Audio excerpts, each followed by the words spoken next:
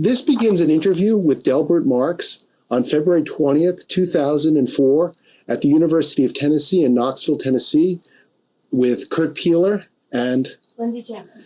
And could you first, thank you for participating in this interview. Could you first tell me when you were born and where you were born and a little bit about your parents? I was born October 18th, 1931, Johnson City, Tennessee. And I've got three brothers, two sisters that still living up in Johnson City. And my mother, she died, she was 59 years old. And my father died when I was 3 years old. My mother had, she was 27 years old and had 6 children. And we did struggle there growing up. So your father Graham Marks, he was born in 1901 and then died in 1934. And he was a painter, but he was a painter, and he was also an alcoholic. And I think what he died from was he got a hold of some homemade stuff, and that's what killed him. Yeah, because Tennessee was dry. I mean, yeah, right. Tennessee was dry. Right. So who knows what? It sounds like who knows what he had, what it was, but whatever it was. But you're not quite sure 100%. No, I can't remember. I was 3 years old. Yeah. And I can't remember it all. Of course, my older sisters and my older brother remember, but I had one kid brother who was only 3 months old. Mm-hmm. So we just don't remember. The only thing I can remember was someone holding me over the casket and said, "This is your dad." That's the only. That's all. That's the only. The only thing I can remember. Your mother, do you know Anna Marks? How did she, in a sense, make it after your father died? Well, of course, we had some strong relatives that lived up in Virginia, and of course they would bring things. In fact, one of my uncles lived with us for a while, and but we did struggle. She just we was on welfare also, and she got her a job and she worked. And also my older brother quit school, I think in the 7th grade, and started working, and my older sister started working. But before that, of course, we just had it hard. We was on welfare, and we rented, and we didn't have our own home or anything like that. Because you were born in 31, and the heart of Depression. The heart of the Depression. Right. Where did your mother get a job when you said she eventually did get a job? Yeah, she got a job at a place called Fernback there in Johnson City, and it was a silk mill. Mm-hmm. And they made stockings and this type of stuff. And she worked there for a long time. How old were you roughly when she started working? I guess I was maybe 8 or 9 years old when she started working. Of course, she had to stay home with the children. Yeah. She was so young for so many years, you know. And once your mother started working, who took care of you? Well, I tell you what, we were just on there loose. But we were a highly religious family, and we always took us to church and Sunday school and that type of thing.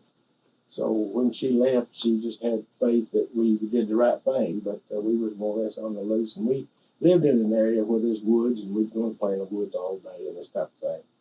So, and then we were close to the neighbors. Mm-hmm. Back then, you had a lot of neighbors you played with, so I think they kind of watched over us too, some of the parents.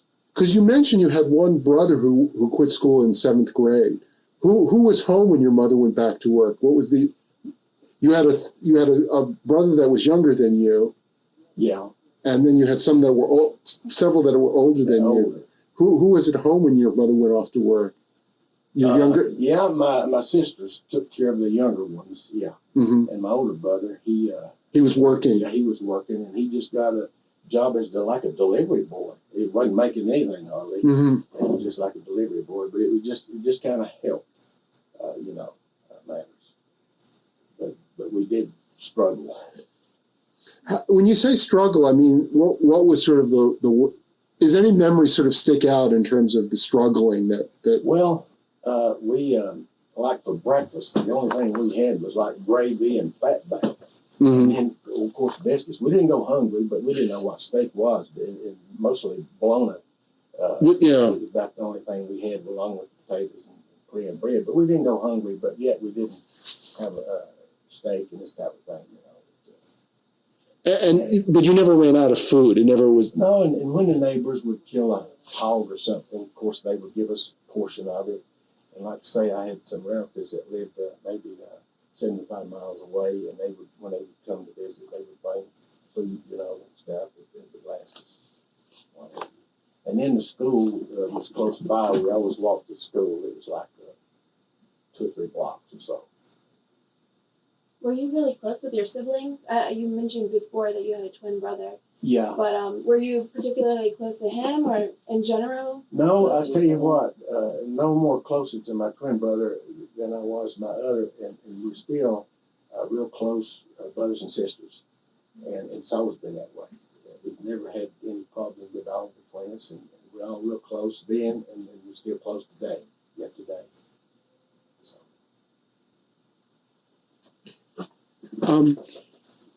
I'm just curious in terms of your home. You grew up. How big was your home? We rented. Of course, we moved around a few times, and my older brother. See, most of my relatives was in Virginia, and that's where my mother came from. She was a home. And my older brother and sister, they were born in Alvarado, Virginia, and they moved to Johnson City, and of course we moved around quite a few times. Always renting. And I was renting, yeah. I was renting. And of course the house, was like 3 bedroom and what have you. And we always at the church, they would give us Christmas baskets, like Thanksgiving, Christmas. We'd always be the ones that would get the Christmas baskets. And it strikes me you had lots of hand-me-down clothes. It's very common in most families, well, but it's say was on welfare, and I think my sisters, they got these dresses and shoes. They'd come around and buy shoes and this type of thing. But also the neighbors back then, was borrowing from each other and this type of thing. So, the neighbors was close then. People didn't lock doors then. You just like one big family. So everybody helped each other in a way. I'm curious, you mentioned that you had these real strong family ties in Virginia. Why did your mother sort of stay in the Johnson City area? Had she thought of, you were very young, but had she thought of going back to Virginia to family, or were there other reasons? No, they would come and visit quite often, but no, she just had a job and she just stayed there. And she worked also at a grammar school. And by the way, at the grammar school was Annie Wilder Stratton School. And we got our lunch free because she worked in the cafeteria there. Oh. This is before she got the other job, the factory job. The factory job, yeah. The homes that you rented in, did you always have electricity growing up? No, we didn't. I remember we had, kerosene lamps going from room to room, and we didn't have a radio. And I remember finally the owner of the building, the house, finally did put electricity in, and I remember someone gave us our first radio, and that was really something then to listen to the radio. But we didn't have radio or anything. How old were you when you got electricity for the first time, roughly? I guess we were 11, 12 years old when we got electricity. So that I was. Yeah. So that wasn't until really the wartime that you got. It sounds. Right. Exactly. Yeah. So you never grew up with sort of. Did you in the 30s listening to fireside chats or not until World War II do you start? Right. We listened to some of those special programs like Dick Tracy and Harrigan and those type of things. So you did. That's when you started. You listening to the radio. Yeah. How did electricity sort of change your family's ways of doing things? Do you remember? Well, we had an old cook stove, and then, of course, I think she still kept a cook stove, but we got a few things that lamps and what have you, but it was an adjustment, which was for the better.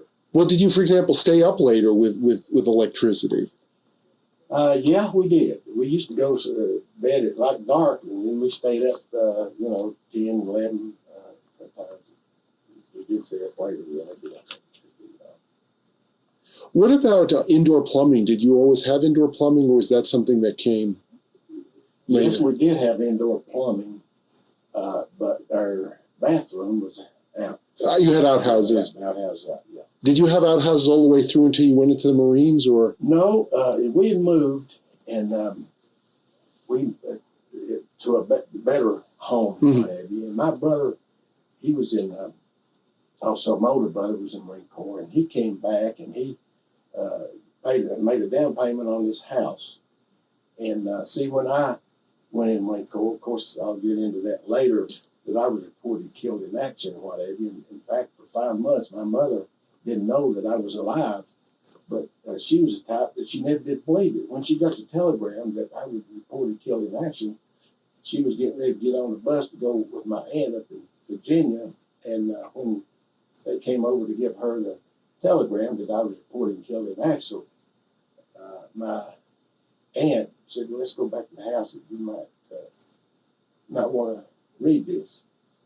And so anyway, after she told her that, that I was reported killed in action, she said, well, I really don't believe it. And so anyway, my brothers and sisters says, hey, when you get a telegram from the President of the United States with his signature on there, believe it.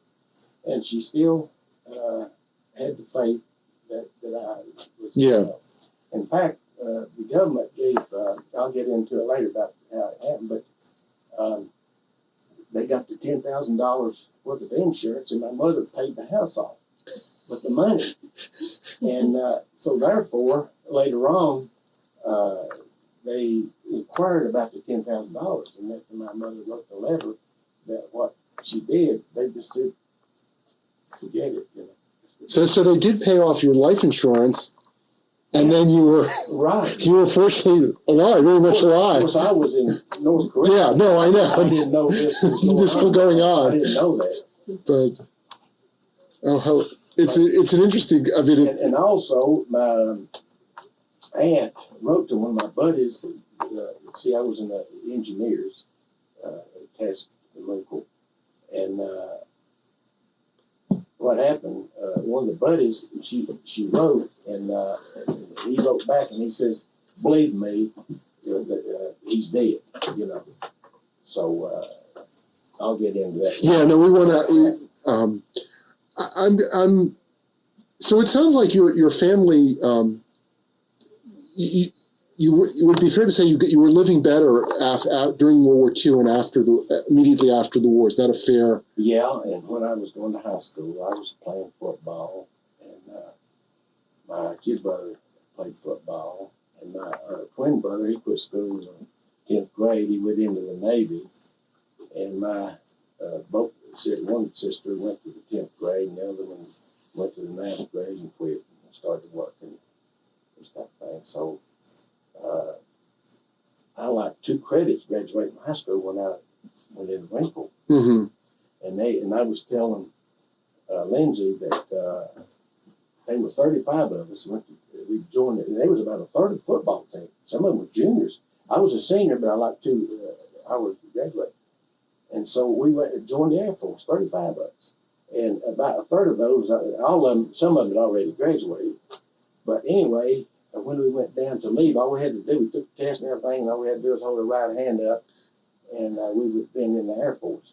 So when we went down to get on the bus, we was going to Lackland Air Force Base in Texas. So when we went down there, he says, it's been froze that you're going to have to wait from 3 weeks to it could be 3 months because there's no place to put you because there's that many people going in, volunteering, whatever. So anyway, this other 2 buddies, most of them waited, but the other 2 buddies said, hey, let's just go in the Marine Corps. We can go immediately. So I just finished the semester. So we went in the Marine Corps. But you originally had intended to go to the Air Force. Go in the Air Force, right. And I had a kid brother that went in the Air Force. I want to just back up to growing up, particularly in the 30s when you were very young. You said you played a lot outside. What kind of games did you play? Well, we made our own toys. We didn't even get there like Christmas. We didn't. The only thing we got was apple and orange and a little bit of candy, and that was Christmas.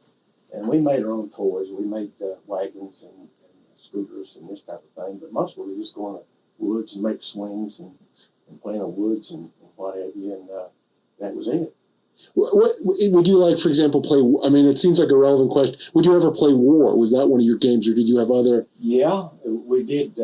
do that. That was just part of growing up. We had homemade guns, you know, these rubber band type guns that we made with bow and arrows, homemade bow and arrows. And so we did do that. You mentioned, did you ever go hunt? Did anyone in your family, any of your older brothers, go hunting when you were growing up? No, we didn't have any guns. Mm-hmm. But later on we did, but not growing up. No, we didn't. How often would you be able to get to a movie growing up, particularly before the war, when you were very, you know, did you ever get? We usually walk to town, which was maybe a mile and a half, 2 miles, and then it costs like 9 cents to get in the movies, you know. And we would go to these Western movies, you know, and always walk home. But it's mostly during the day. We'd always have to be in before dark, you know. So did any of the B westerns that you remember? Any of the ones that you particularly were fond of? Oh yeah, Johnny Mac Brown, Hopalong and Cassidy, Ken Maynard, Tex Ritter. I could go on and on. So you like that was your Right. Any other movies that, you know, as you got older that you remember? They had Gone with the Wind, I think it one night. You saw that when it came out? Sure did, when it first came out. And that kind of stuck in my mind. When you were growing up, particularly before the war, before you went into the service, how much of traveling had you and your family done, or you had done without your family? Yeah. The only time the farthest I'd ever been was when I was in high school, when we came to Knoxville to play Knoxville High School. That was the farthest you. Farthest I'd ever been. Other than that, we didn't know what a vacation was. We'd go up and it was always enjoyable when we did. Of course, we didn't have a car, and they'd come get us and take us up there. Of course, my uncles or whatever, up in Alvarado, Virginia, which is close to Damascus. Mm-hmm. And they wasn't well off. Yeah. They were better off than we were, you know, as far as whatever. And we looked forward to going in there, up there, and then, of course, in the summer times, we were going to stay like 2 or 3 weeks at a time up there. Mm-hmm. Enjoy it, you know. But that's about as far as. That's as far as east, north, west, yeah. It was about 75 miles from Johnson City. But yeah, Knoxville was the longest trip we had. And that's when I was in high school. Mm-hmm. When did your family get a car? What was the first car in your family growing? My first car was when my brother got out of the Marine Corps. Mm-hmm. And he came back and he got a 37 Chevrolet. And he got into auto body, and so that was his trade. He was auto body. And I remember the 37 Chevrolet, he primed it, and it stayed that way for about 2 years before he painted it. It was just a dark brown color. That was our first car. And we didn't have a telephone or anything until maybe he came back from Marine Corps. Mm-hmm. And he was just like a father in which he was older, and he did help out quite a bit there. And I was still going to high school. Of course, we went in the summer times, you know, like mowing yards and this type of thing. And also there's a golf course, which was, and I'm a golfer today, but back then we caddied. Mm-hmm. So we'd go out there every weekend and caddy, and so that was a little money for us, you know. And that's how I picked up the game, which I golf today quite a bit. You know, I go about 3 times a day today. How old were you when you first started caddying? Golly, I guess 8 or 9 years old. Oh, so you were very young. This was very young. Yeah, we just walk out there. It's about a half a mile, and we just caddy every weekend. I would do it. And that was your first paid employment, was That was first paid employment. Yes. And when you first started getting paid, how much of that money went to your mother, and how much did you get to keep? We kept it all. You spent it before we got home. So your caddying money, it was not essential. Right. It was your older brothers, but not you. Right. You could actually so you did have some spending money for the movies, We and did have a little bit of spending money Yeah. in the movies. But yeah, that's how we did odd jobs. anything else that you did for fun growing up that you remember, particularly when you're in the 1930s, that sticks out? Well, I remember one time we made this homemade wagon, and we got on this pike, and it was about 5 or 6 of us, and we was going down through there, and I mean, cars coming on here with oil the wheels and oil flying, and so when we cut in, we lost control, and we cut into where this service station and grocery store was, and had about 7 or 8 watermelons out there, and we hit them watermelons, and I mean, they flew everywhere, and I think we busted about every one of them. And anyway, there's only one guy on there that he had a credit there, their parents. Mm-hmm. And what he did, he charged all them watermelons to their bill, Oh. But we busted out every one of them watermelons. That was one story. And they was always on our mother about us doing dangerous things like that, because we'd also ride a sled down the same cars past, and So you could be a somewhat, I don't know what quite the right term, but you had some good-natured fun that occasionally, yeah, Exactly. And when I was in high school, they had the Rainbow Corner #1 and the Rainbow Corner #2, and we would go get these rotten tomatoes. Some of them were complete rotten, and it would be I don't know if you know where, and they'd have fights between each other. So East Tennessee State College was pretty close to Rainbow Corner #2, and I mean they'd be like 8 or 10 or 15 be out there at one time on the side, and we'd sneak around and we'd just pepper them good and run, And anyway, they would come and get us the same way, But I remember one incident when I was in high school that, of course, like I say, we had a conscience. We didn't do anything, stealing anything like this, but we thought watermelon was different. So this guy had some watermelons out front that he was selling, and he sold during the day and during the weekend. So it was on a Saturday night, and we went by, and it was at the time my foot was hurt because I hurt it in football or something. So the other 3 boys went and they got the watermelon. And as they was running, he stepped outside the building with a shotgun, and he said, I heard him say, "Don't run or I'll shoot." So anyway, the other boy, one of them stopped, and they put him in jail. His parents come and got him out, but he shot the other boy. And I mean, yet today he's still got 3 buckshots in him. And one of the parents was a doctor that was with us, and we went to him. He cut out a few of them, but he got hit pretty hard with a shotgun. Of course, it was a fun thing. It was just the idea of stealing watermelon, I guess. I don't know. But that was a close call for him because he was hit pretty bad. Yeah. What do you remember about the first school you attended? What was? Do you remember the name of the school? Annie Wilder Stratton School, which is only 3 or 4 blocks, I guess, from where we live. And you started in 1937. You wrote. Yeah. At 7. Or 6. You were 6. So you started in first grade. Yeah. Not kindergarten. No, they didn't have kindergarten yet. But my twin brother and I, we started at the same time, but I got whooping cough and something else, and I was held out those years, so I had to repeat the first grade. And of course, he was always ahead of me on account of my sickness and whatever. So, but he quit school, and I went on and played football, and then he just went to the Navy early. And he had a job working at a grocery store before he went in and delivering whatever.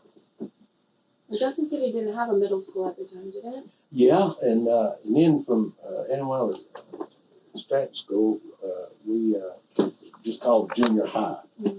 It was a middle school. That was from 7, 8, 9. And I also played, that's why I started playing football. I played a couple of years in junior high before I went on in high school. And then, of course, high school, Science Hill High School, is where I went. It sounds like you started playing football even before you started playing in school. Yeah. Is that? Now, we did play, you asked what we did. We did play Sandlot baseball, basketball, and football. Yeah, Sandlot. And, where they tackled and all this. And they had a service station there that I think we kept them in rags. Because, you check the oil, and they always have a rag. And because when you played tackle, somebody was tearing their shirt or something. So we'd have 4 or 5 shirts we'd give them for the rags at the service station from playing sandlot football.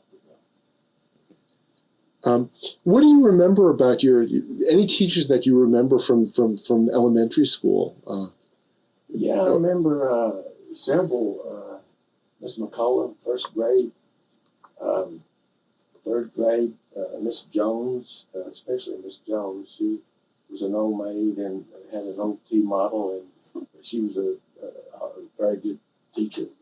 And back then, we respected her teacher. We were scared to death. I mean, we always did what they said, you know. They didn't usually have any discipline problem then because we always scared of our teachers. They were allowed to spank, right? That's right. All right. Yeah, and in grammar school, I think they just bent your hand back and smacked you. Mm-hmm. Of course, junior high, they had a paddle. And, but I didn't, I have to say that I didn't get a paddle. I did get my hands hit a few times. Did you have a subject that you particularly liked or Yeah. were good at? Yeah, I got into industrial arts, and I took woodwork and drafting, and then I always liked history. I always did like history. But so and when I went on to college, that's what I majored in, was industrial arts and health and PE, sports.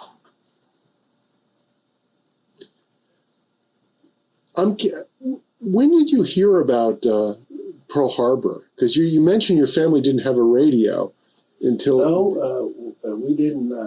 I remember just reading about it, and of course you hear it on the news all the time from other people and what have you.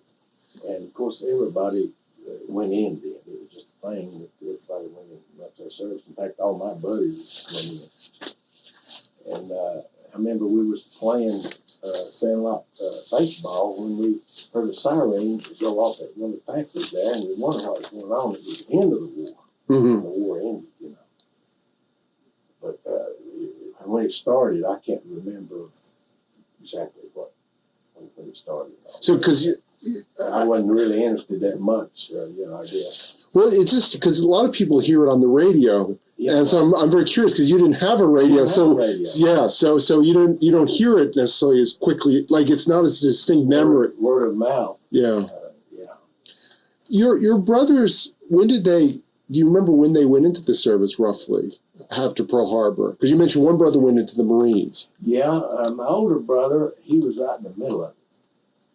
He was in 5 major operations on the Pacific on the islands. And he was at Okinawa, the Marshall Islands, Saipan, Guadalcanal, and Okinawa was his last one. He was on 5 major. So he was in pretty early then. Yeah. Did he join before Pearl Harbor, or do you remember? Or no, it was after. But to end up in Guadalcanal, he moved along pretty quickly. He moved on pretty fast. Yeah. He sure did. And he had he went in later on. He was a cook, and of course in the Marine Corps you learn to fight and what have you, And anyway, he moved up. He was only in 3 years, and I think he came out as a staff sergeant. Mm-hmm. Which is pretty good.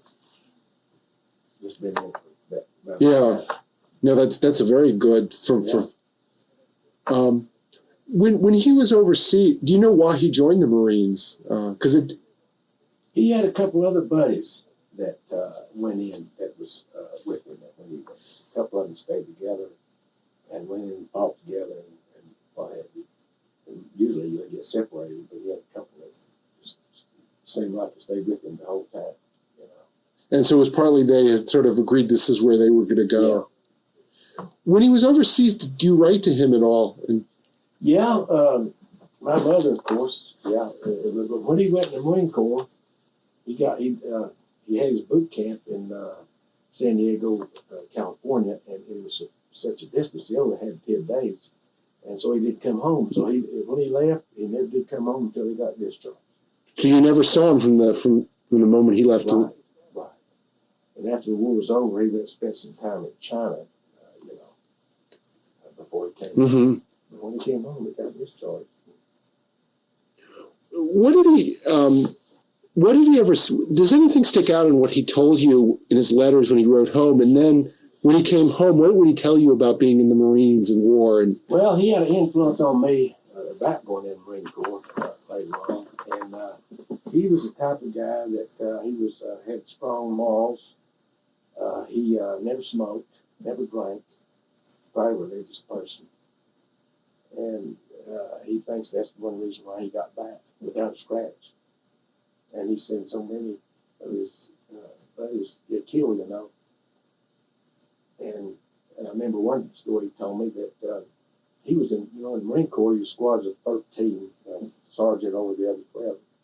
He got lost from his squad, and when he found him, one of them got wiped out. You know, he got killed. so it sounds like he told you a lot when he came back. Well, Yeah, this was, he did. He did. He did for a long time. He didn't, but of course later on he did. Well, I'm curious. How much did he tell you before you went off in 19? Oh, he told me quite. Oh, you quite a bit came out. This wasn't something he told you back in the 1960s or 70s. And I had a older brother-in-law that was also on the Marines, and they had an influence. I was just going with my buddies since they wanted to go in the Air Force. Mm-hmm. But then after they was the waiting period, if I'd have waited, of course, I got letters from them in Korea that some of them was Germany and Air Force Base and what have you. And said, "Now, don't you wish you'd waited now?" And I was out in the middle of the Korea conflict then. So. You mentioned, particularly your brother was very religious, and it sounds like the church sounds like it was very important growing up to daily life. I mean, it was very influential. Could you talk a little bit about the church you went to? And I went to East Jamaica Avenue Baptist Church, and of course, all my relatives were Baptist, and it was a strong church. And we went. My mother made sure we'd go in the mornings and at night, and of course on Wednesday nights, and so we went to training union and the whole bit. So we was close knit there, and Jordan looked forward to it. And like I say, our mother would get down on her knees and pray, mm-hmm.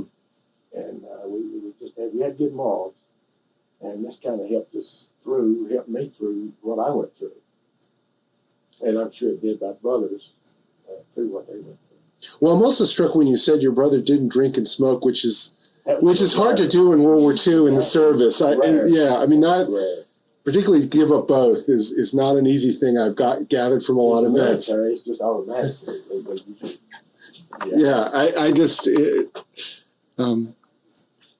One thing I meant to ask earlier, and it seems like a natural thing, but it's something that's now very typical of the 1930s and 40s and before, is having an account at a store. Did your family have an account at a certain food general store? Later on, yes. Yeah. Yes, we had to charge things, and she always made it to where she paid it, you know. Mm-hmm. And your mother never remarried? No. I tell you what, we was just her family, her life. Mm-hmm. Just raising us was just her life. And of course, my grandfather, his name was Wiley Holman, and he, by the way, I think his father had died in the Civil War, and he had a little military background, and so that carried on to us, you know, because I remember the stories and whatever. In terms of the war, what memories do you have of this? I should say the Second World War. What memories do you have growing up during the war that stick out? You remember the siren ending it very distinctly. It sounds like more distinctly than when the war began. Any other? And you had obviously it was not a distant thing in the sense that your brother was in the Marines. What other memories do you have? We kept close contact with him and knew where he was, and we had more interest against the Japanese, I guess, than the Mm-hmm. Germans. You kept very and when they'd taken Ireland, and then we knew where he was, and so Mm-hmm. we kept more of an interest in the Japanese, I guess, because that's where he was fighting than the German. Now, of course, I had a couple of neighbors that one of them got killed in the Second World War against the Germans and what have you, and we knew about it, but all we knew then was they were stationed in Italy and was fighting toward Germany and this type of thing. But we was at the age that we just didn't read in detail, knowing Mm-hmm. really what was going on. Did your family have a newspaper? No, we didn't take the newspaper. We didn't. Like I say, we just word of mouth mostly before we got a radio. And of course, we got the radio. Well, and a next door neighbor, he had one of these battery radios, and we would go over there sometimes. And we had a good next door neighbor because I mean, we'd walk in, we was eating, and we wouldn't mind asking for a biscuit and a piece of ham or something, and it was just automatically that they gave it to us because knowing the way we were raised. But my mother, the family was just her life. We just scratching out a living. I should have asked this earlier also, but do you know how your parents met? Did your mother ever tell you? No, I can't remember. I know he was from Alvarado, Virginia, too, and I don't know why they moved to Texas. Yeah. I guess it was jobs and painting and whatever. I don't know why they moved to Texas. During the war, did you ever participate in any scrap drives or? Yeah, golly, yeah. We aluminum cans and this type of thing. I remember sometimes they would say you could bring so many aluminum cans, you get in the movie free. And of course, we got into that, and everything was rationed then, and so we helped our part of getting up scrap metal and selling it and this type of thing. And we did do that, take an old wagon and take scrap metal and sell it aluminum and this type of thing. Do you, sorry. No, go ahead. Do you remember anything at school that changed when the war started? Like, did the teachers go into what was going on, or did you notice any changes? Yeah, usually the teachers kind of let us know then about what was going on, especially when the war was over. And I do remember that. The teachers going over it and explaining that part to us when we were in the reason why and this type of thing. During the war, did your mother still continue to work in the same factory, or did she move to another factory? Do you remember? No, she worked at that one place. That textile factory. Yeah. You don't remember the name offhand, do you? Fernback. Fernback. You did mention that, yeah. Fernback. Silk mill. And later on, I had a brother-in-law that worked there, and also my sister got a job there also. Mm-hmm. And they'd always walk to work. It was maybe half, 3/4 of a mile, or it might have been a mile. They would always walk to work and back, because no car. I think in that neighborhood up there, there's only maybe one family that had a car, and one family had a truck, I think. So your world growing up was walking. Yeah. Did you ever was there ever a bus you could take? Yeah. Now we had to walk about 3 blocks or 4 to catch a bus, yeah. And everybody rode the bus there. Which is interesting because people, particularly from the Johnson City area, most of Tennessee, I think can't understand that people didn't have cars at one point, and that there were both buses and walk. I mean, I think and walking. Yeah, I mean, I think historians are aware of this, and people who lived in the era are. But I think for students particularly, anyone past a certain age, they'll think, oh, you drove everywhere, didn't you? And even the junior high, we would walk there. Sometimes we'd get out and hitchhike because we didn't have money to ride the bus, and we'd either walk or hitchhike. And we had this one friend that his dad had a truck, and he was our last resort. We didn't have a ride until then. Well, here he'd come, and sometimes we'd all get up in the back, and go that way. But most of the time we would walk. Now, when I was in high school playing football, we would walk to the stadium, which is another mile, and then we'd walk all the way back home, which is 2 miles, so we did a lot of walking there. You were very active in the church, and were you active in any other organizations growing up, Boy Scouts or no? I know I was in the Key Club in high school. Yeah. About all, and then the sports part. And by me playing football, I was voted the most popular in my senior year.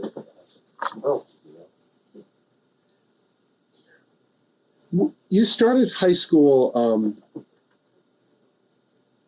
in 1948, or 840, yeah. what was? Could you talk a little bit about high school? Because it seems like you were something of a big man on campus, a big man in high school. I mean, you were in the Key Club, Right. which I think my high school up in New Jersey. I mean, the people who were in the Key Club were the football players, the wrestlers, there was a certain type that was in that. Was that the Key Club in your school? Yeah, it was. And a lot of my buddies belonged in that too, like football players and whatever. But we were pretty close knit groups that we ran. I mean, you played football, you know. Mm-hmm. But of course, there's other things we got into that we didn't belong in, you know. I just kind of think. Well, what kind of social activities did your high school have that you remember? Yeah, we would be invited to some of the social dances. They had this country club out there, and they usually have dances out there, and we put them on whenever, but we usually were invited to give a date. There's only one of our buddies that had a car, I think, and we'd always sometimes triple date. And all load up into that. Load into that, yeah. And then later on, I think when my brother-in-law had a car that I was borrowing some, you know, to go on dates and whatever. But yeah, I was pretty popular and I was pretty active in those things. And I was, I was a junior class president, and I was a senior class treasurer, one of the officers. And then I was voted,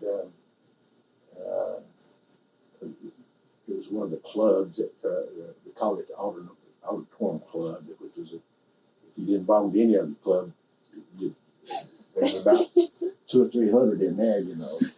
And they put on some talent shows, Mm-hmm. and I was master of ceremonies. I remember at one time on the talent show that we put on, you know.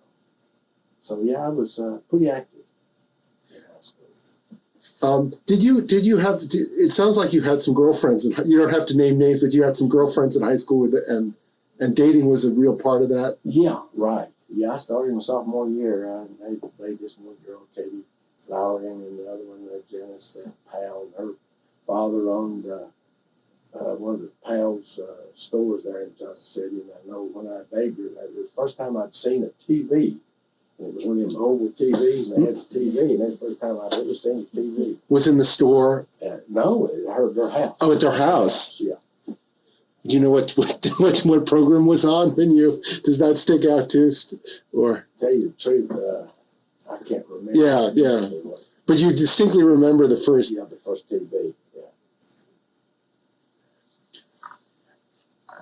I'm curious. Growing up sort of during the World War II and then after war, what did you think during the war about who our enemies were? What were your images at the time? Course, I mean, how did you understand? I mean, it's harder to go back because we now know so much, but at the time, as sort of, you weren't even. Of course, everyone heard of Hitler and some of the things that he was doing, and he was a dictator. And of course, we were all fighting the right cause, and we kind of were led into the war. And of course, I was familiar with the Russians, the different fronts that they were fighting. I was familiar with that part. And then also, I heard about Mussolini, Mm-hmm. and how he got killed, and people killed himself and hung him and all that. I remember seeing pictures of that. But you mentioned you followed the war against Japan much closer. What was your image of the Japanese at the time? Which Japanese, I remember they were real good fighters, but the Imperial Army, they were in the wrong in the sense they started Pearl Harbor. Mm-hmm. We hated them. We call them Japs. Yeah. And anything Jap, we call them, we hated. And when your brother wrote back to you, did he say anything specifically about the Japanese or, fighting them or anything like that? yeah, he says that all of them, they would not surrender, and he remembered one time that I don't know if you might see this picture of him jumping over cliffs, committing suicide rather than surrender. And he wrote this to you, or yeah, did you? he did. He sure did. And he told some instances that when he heard something to his rear, that he turned around and there was a Japanese coming at him, and somebody shot him just before he. So he had some close calls, and he had I think he had shrapnel wounds and what have you, which were close. And I remember one is he was on Sugarloaf Hill in I think Okinawa, and they was holding this hill, and he says that the Japanese had these banzai where they come and drink his sake and come and hoard, you know. And anyway, he says that they held the island, but I mean the hill, but there's only 7 that walked off of there. He and 6 others had before they realized that was all they were. They still fought and held the hill. And it's in the history books about Sugarloaf Hill. So, I mean, just because we'll then, I want to ask a few more questions before we talk about career, but you had a sense of what you were getting into by going into military. Your brother wasn't one of those veterans who didn't say a word. Right. He told you. He told quite a bit. Yeah. That's a pretty hair-raising story about, that's not even if you didn't go into every detail, if only 7 people walk off the hill alive, you can. That's in the history books. Yeah, no, I've heard of it, and